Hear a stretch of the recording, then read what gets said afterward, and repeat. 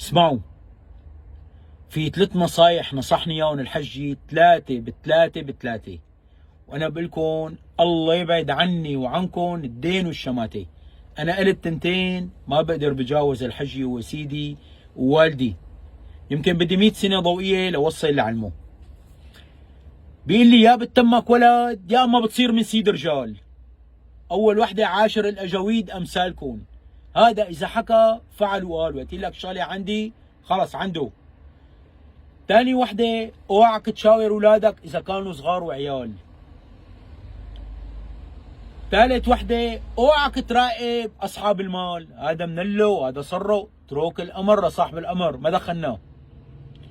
الثلاثه اللي بعد منهم بيقول لي اوعك تساويهم لو كانوا رفقاتك قبيله او كنت انا رئيس عشيره بيكرهوك.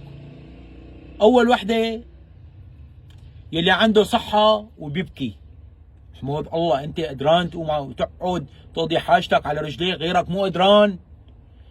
ثاني وحده اللي عنده مال وبيشكي والله ما في بيعه ولا في شروه ومتضايقين مشان الله، هدول ثاني وحده، هذا الزلمه اللي على طول بيشكي بعد عنه. ثالث وحده يلي بيساوي خير وبيحكي، هذا المنان الله يصرفه عنا، عطينا وقمنا وحطينا، لازم دفعت باليمين ما تدري اليسار، هذا المنان هذا. 3 اللي بعد منهم اوعك ثم اوعك تساويهم. اول وحده لا تسكن ببيت النسايب. ثاني وحده لا ترجع توبك اذا كان دايب، خلص اللي مات ما عاد يرجع يعيش. ثالث وحده لا تعاتب يلي عايب. والسلام.